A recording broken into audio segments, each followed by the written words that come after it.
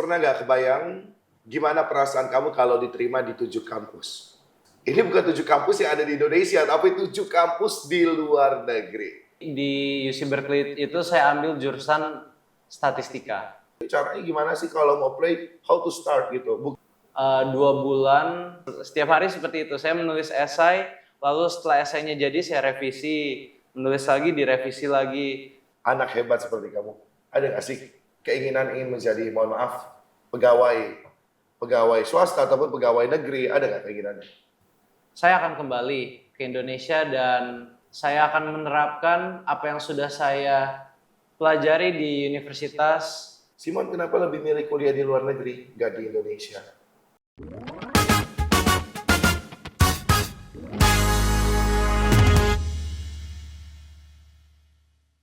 Sobat Apis, pernah nggak kebayang gimana perasaan kamu kalau diterima di 7 kampus?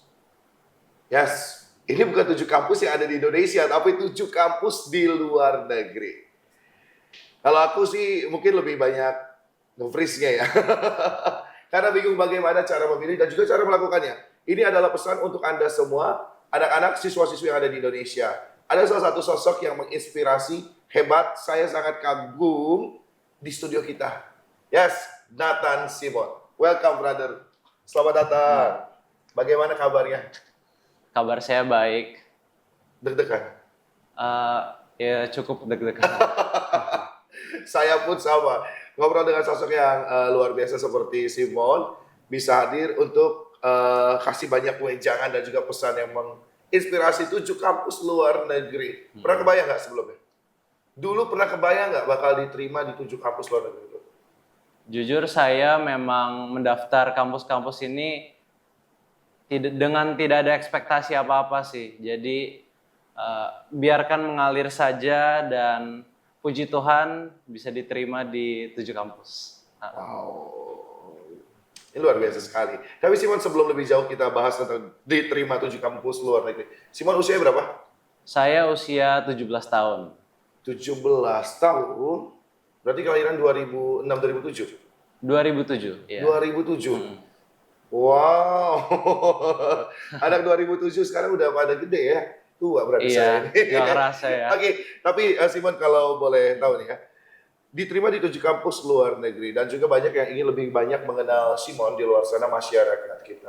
Sebenarnya background Simon ini seperti apa dan sekolah di mana, keluarganya seperti apa, boleh diceritakan mungkin? Oke, jadi saya itu bersekolah SMP-nya di SMP Xaverius, SMA-nya di SMA Francis Xaverius juga, dan saya itu keluarga yang terdiri dari 4, 2 bersaudara, saya anak paling tua. Anak pertama? Iya. Kalau boleh tahu Xaverius mana? Xaverius Pahoman. Xaverius Pahoman, Bandar Lampung. Benar. Berarti sekarang kelas 12 ya atau kelas 3? Kelas 12 ya. Yes, luar biasa. Dulu kalau misalnya kita di kelas 12 atau di kelas 3 SMA saat ingin melanjutkan ke jenjang pendidikan, saya pribadi itu sudah sangat giat dan juga fokus. Aduh, diterima nggak nih ya? Diterima nggak nih ya? Iya. Hanya satu universitas mungkin yang menjadi impian. Dan itu pun ada di Indonesia gitu. Tidak ada ekspektasi bagi saya untuk melanjutkan ke luar negeri. Tapi dirimu keren sekali. Kalau misalkan saya tanyakan, apa yang menjadi kiblat kau? Apa yang menjadi motivasi? Dulu kecil pernah diarahin orang tua menonton film atau mungkin ada sosok yang menjadi inspire bagi sosok Simon? Kalau menurut saya sejak kecil saya memang sudah memiliki minat tersendiri untuk bersekolah di luar negeri. Oke. Karena di luar negeri itu saya mungkin bisa mendapatkan wawasan yang lebih luas dan juga bisa memperoleh lebih banyak insight baru dari berbagai universitas yang bisa membuka peluang bagi saya di masa depan. Oke. Jadi artinya memang sudah punya minat pendidikan tersendiri dan juga punya keinginan dulu pas kecil sejak dini udah pengen kuliah di luar negeri. Iya benar. Seperti itu. Tapi Simon, kalau boleh tahu ya, apa sih yang menjadi faktor dirimu memilih universitas-universitas ini ya daripada 7 ini? Tapi sebelumnya boleh tahu nggak sih 7 universitas itu apa aja? Jadi yang pertama ada UIUC, University of Illinois, lalu ada University of Washington, ada Melbourne University, ada University of Toronto, ada University of Southern California, ada University of California San Diego, dan yang terakhir University of California Berkeley. Jadi UC Berkeley. Karena banyak sekali. Dan kalau boleh tahu, apa yang menjadi faktor kamu dulu memilih 7 kampus ini? Yang ada kesempatan langsung di-play atau mungkin diinformasikan oleh Dewan Guru orang tua, nih coba daftar, atau memang kamu mencari sendiri? Jadi saya membagi kampus-kampus yang saya daftar menjadi 3 bagian.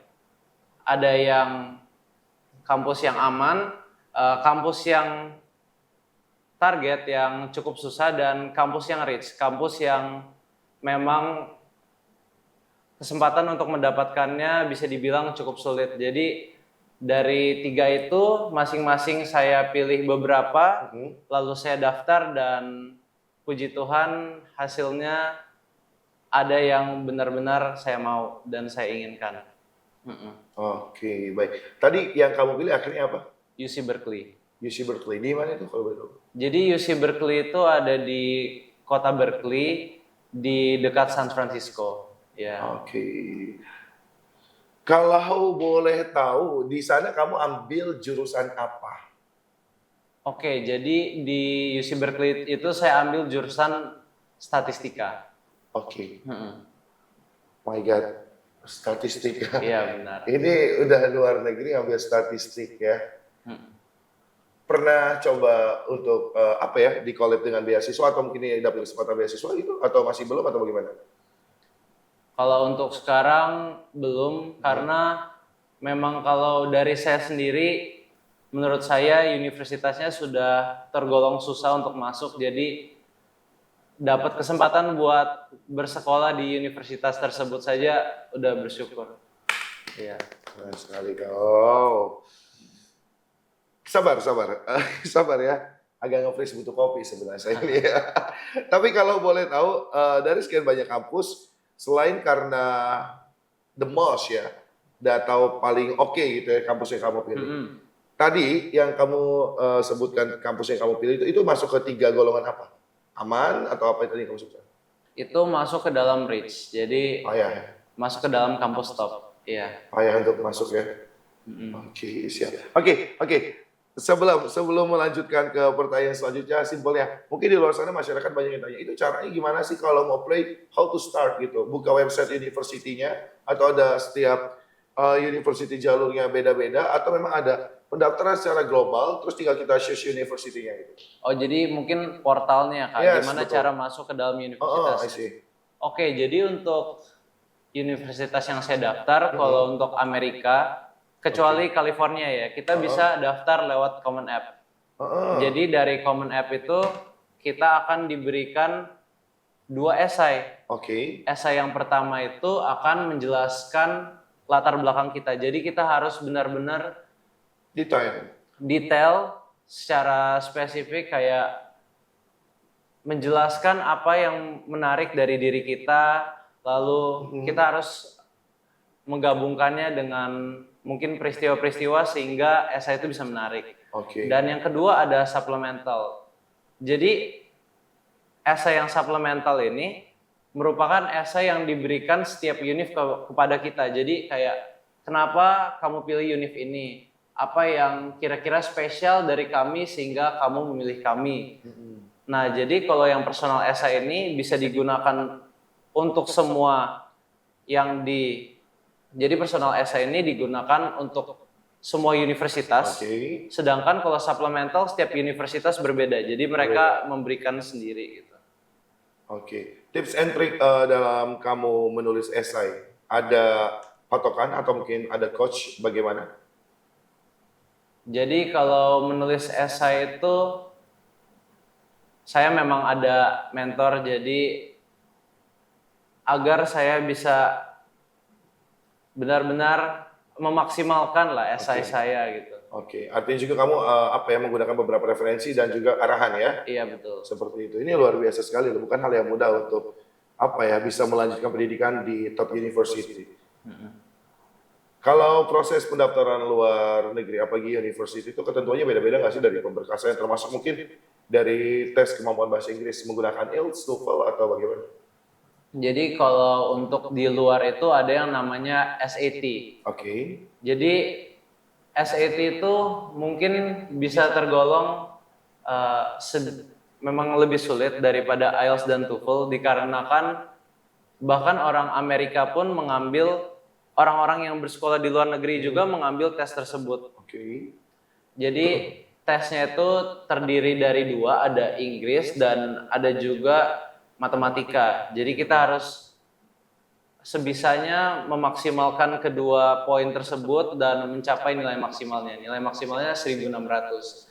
Dan bila kita mau mendapatkan univ yang bagus, usahakan nilai SAT kita di atas 1450.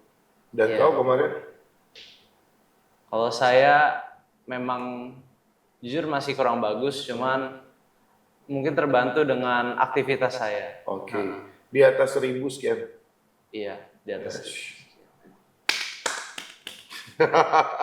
Ini luar biasa sekali, luar biasa sekali. Siwon, ini bukan hal yang mudah. Banyak anak-anak di luar sana mungkin yang ingin menggapai posisi juga seperti diri kamu. Tapi tadi, yang namanya kita ingin menggapai sesuatu, banyak mencari tahu juga ya. Ya. Dan juga pastinya harus banyak tadi melakukan aktivitas yang sebagaimana jalurnya. Kayak Simon, ingin masuk ke 7 universitas yang ada di luar negeri, ya mencari tahu lebih dalam lagi. Tapi Simon, kalau boleh tahu proses apply yang kamu lakukan ini, kamu kan berarti sekarang masih statusnya belum lulus ya, belum graduation ya? Belum lulus. Oke, dari berapa bulan sebelumnya? Jadi saya mulai itu sekitar, kalau saya tidak salah, bulan Agustus. Agustus. Jadi Agustus itu saya sudah mulai merencanakan dan membuat esai dan mengumpulkan portofolio yang digunakan buat mendaftar universitas. Oke, Ya. baik. Pernah ketemu fase stres gak atau capek kayak, udah deh, hopeless gitu?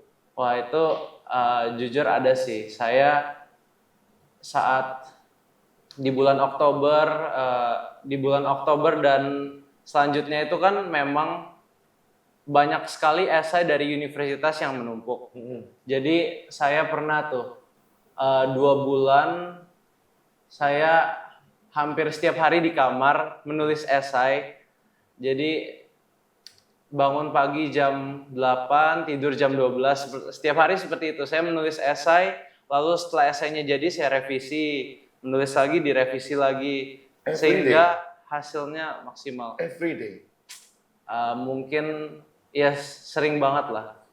Ini luar biasa sekali. Jadi nggak keluar kamar tuh ya? Ada, tapi bisa dibilang mungkin jarang. Tapi bukan main ya? Nggak keluar rumah gitu ya? Jarang? Iya, jarang. Bisa ya? Mungkin memang ada pengorbanan yang harus diambil buat... Yes. Pengorbanan. Terus ketemu fase seperti itu, merasa putus asa atau kayak, udah deh, lebih baik kuliah yang ada aja gitu?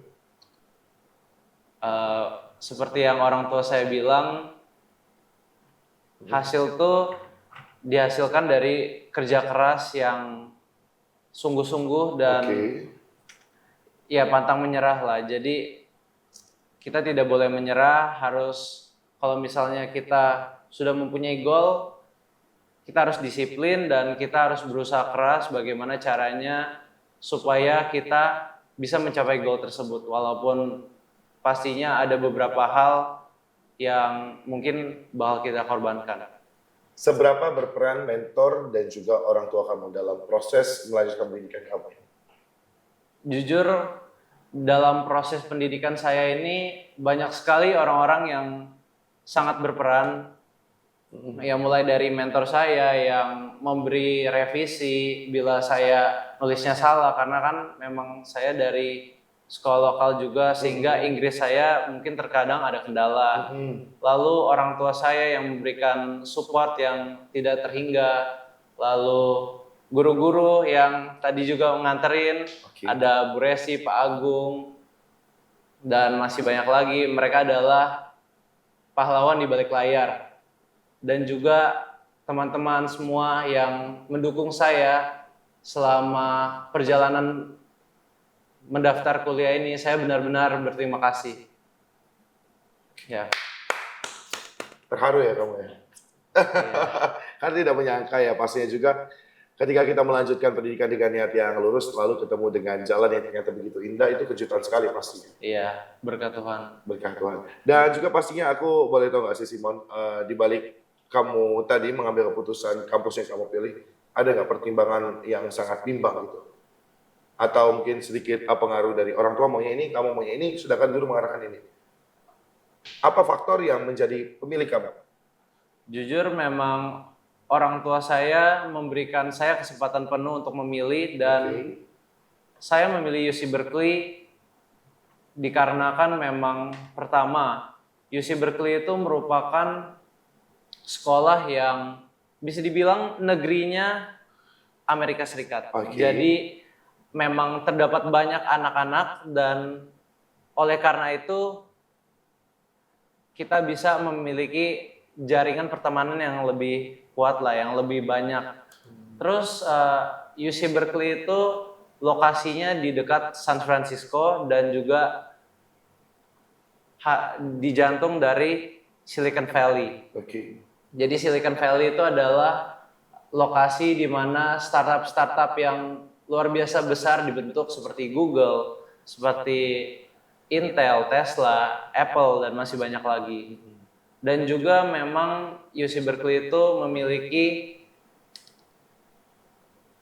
pendidikan yang bisa dibilang ternama di dunia.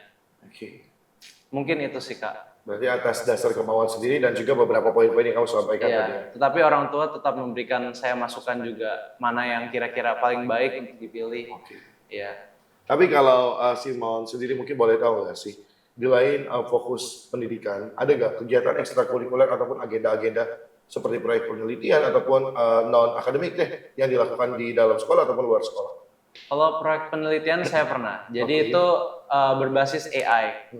Jadi waktu itu saya membuat sebuah alat pendeteksi AI yang alat AI yang digunakan untuk mendeteksi hate speech atau ujaran kebencian pada masa pemilu.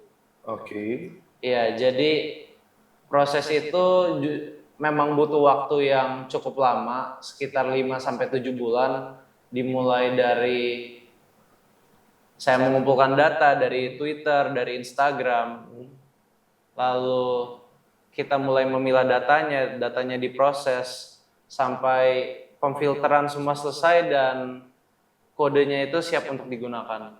Kenapa menurut saya penelitian ini memang penting? Dikarenakan pada masa pemilu itu ada 3 jenis komentar, Kak.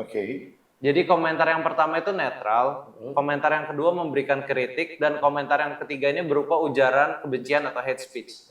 Jadi yang netral dan yang memberikan kritik ini sama-sama tidak ada masalah dan bahkan membangun. Sedangkan ujaran kebencian itu bisa mengubah opini orang lain dari satu presiden menjadi buruk gitu.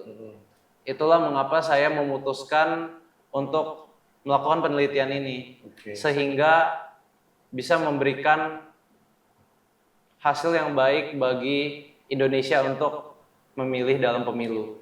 Dan itu kamu kontribusi dalam penelitian tersebut, ya? Banyak aktivitas.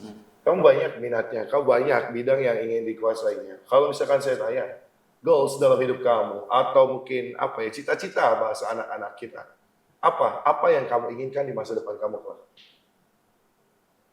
Sejak saya SMA, saya sudah mulai tertarik dengan bidang bisnis, Kak. Jadi di saat yang bersamaan saya juga tertarik dengan bidang teknologi. Jadi mungkin untuk di masa depan kalau saya bisa menggabungkan bisnis bertenaga teknologi itu mungkin akan menjadi cita-cita saya.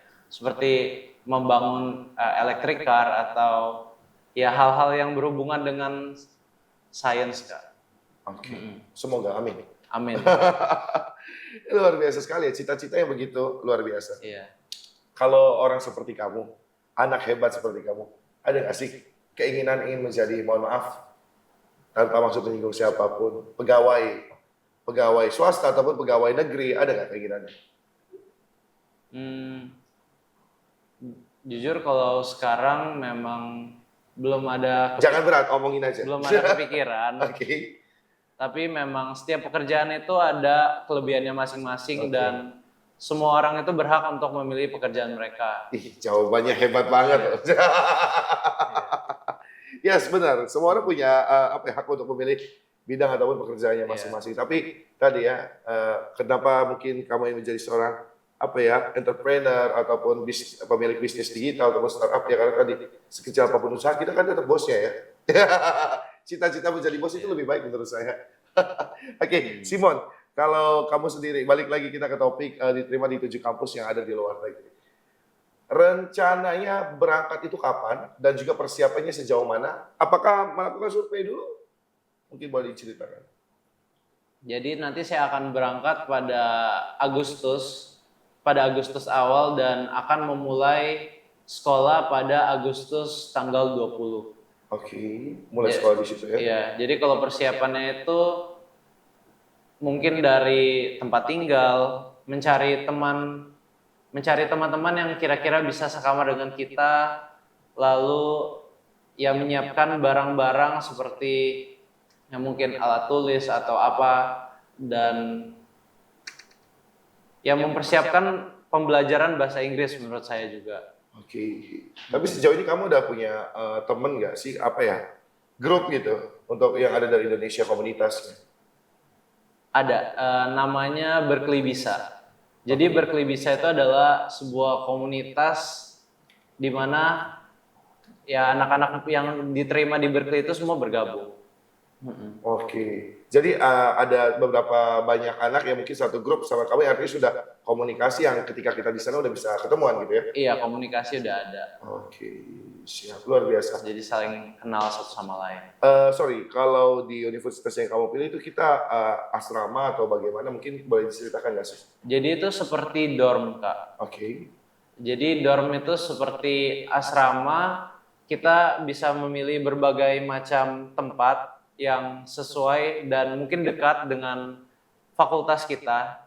Jadi di dorm itu memang udah disediakan tempat tinggal, lalu buffet. Buffet itu adalah makanan yang bisa kita konsumsi pagi, siang, dan malam. Oke, secara bebas ya? Ya, jadi udah seperti apartemen sih, secara tidak langsung. Oke, Iya. baik. Iya, luar biasa ya. Kebayangin kehidupan sini kayak seru banget ya. Tapi survei dulu nggak sih? Ada survei bersama orang tua nggak atau kamu bareng teman-teman ke sana? Apa mau langsung aja ke sana? Karena memang belum pernah ke sana, jadi kita pun coba untuk berkomunikasi dengan alumni, Kak. Jadi kan Oke. Sudah ada akses berarti ya? sudah ada akses. Oke.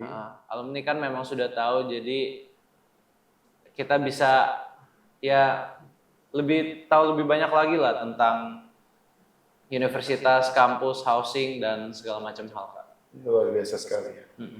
Ih, merinding ya aku ya ngedenger kisah-kisah Simon ini, pengen banyak banget ngobrol ya. Kayak Simon ini hiburannya apa sih, Bang? Main game? Saya suka olahraga, Kak. Oke.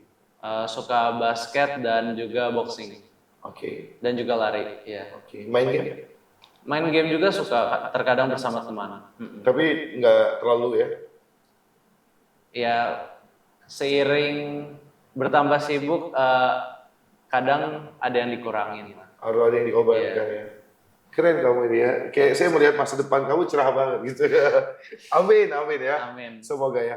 Oke, untuk Simon mungkin di sana, di luar sana banyak anak-anak yang ingin seperti Simon melakukan kuliah, memilih kuliah di luar negeri. Tapi mungkin tadi tidak ada yang namanya sosok yang bisa memotivasi. Mungkin belum ada dapat dukungan orang tua atau mungkin lingkungan sekitar belum dapat suportif. Ada nggak tips dari kamu? Apakah mereka harus banyak nonton konten-konten dari influencer, YouTuber yang memang memotivasi atau seperti apa menurut kamu? Mungkin kalau menurut saya tips yang pertama itu kita harus rajin belajar dan terus berusaha dan disertai dengan bantuan dari Tuhan juga, sehingga semuanya bisa berjalan lancar. Jadi usahakan untuk pertahankan nilai bagus. Kalau misal nilai sudah bagus, mungkin kita bisa partisipasi di lomba dan dapat sertifikat. Lalu selain dari itu, universitas juga mau lihat bila kita itu merupakan pemimpin yang hebat. Jadi kalau bisa kita berpartisipasi dalam berbagai bidang kepemimpinan seperti OSIS, lalu mungkin membuat klub, dan masih banyak lagi. Jadi usahakan untuk memiliki suatu value yang kita semua bisa berikan kepada universitas, sehingga universitas ini bisa tahu, oh ini anaknya punya suatu kemampuan gitu. Dan kemampuan ini bisa membuat universitas itu sendiri maju dan memiliki peluang yang besar dan baik buat anak itu di masa yang ke depannya. Oke, luar biasa sekali. Semoga ini bisa menjadi inspirasi atau motivasi bagi Anda semua. Tapi Simon, kalau misalnya ada orang datang ke kamu, tiba-tiba nanya, Simon kenapa lebih milih kuliah di luar negeri, nggak di Indonesia? Apa jawaban kamu? Kalau menurut saya, memang setiap orang memiliki pandangan yang berbeda-beda, cuman saya memang ingin mencoba untuk mencari wawasan dan peluang baru di negara-negara yang maju seperti Amerika, Kanada, dan masih banyak lagi, sehingga ilmu yang saya dapatkan mungkin bisa saya gunakan untuk berkontribusi kembali kepada Indonesia. Jadi kalau ditanya, setelah lulus nanti, baik kamu melanjutkan pendidikan ke jenjang S2 atau lainnya, mau stay di luar negeri atau kembali ke Indonesia? Apa jawaban kamu? Mungkin setelah saya selesai dari universitas, saya akan kembali ke Indonesia dan saya akan menerapkan apa yang sudah saya pelajari di universitas, seperti dalam bidang komputer, dalam bidang matematika, dan lain-lain, untuk mengembangkan infrastruktur dan kemajuan pendidikan dan teknologi di Indonesia. Amin, amin, semoga ya. Amin. Semoga ini menjadi bukti ya. Podcast ini akan jadi rekaman bukti kamu nanti ketika selesai. Kami tunggu jasamu dan baktimu. Simon, beri motivasi ke teman-teman yang di luar sana. Mungkin, mohon maaf, ada yang masih belum berhasil lolos ke universitas yang diinginkan, bahkan di Indonesia maupun luar negeri. Apa pesan untuk mereka terus semangat belajar? Singkat. Mungkin kalau menurut saya, harus selalu bekerja keras dan pantang menyerah, dan juga disertai dengan doa, karena usaha tidak akan mengkhianati hasil, dan kita harus memang bekerja keras untuk mencapai impian kita.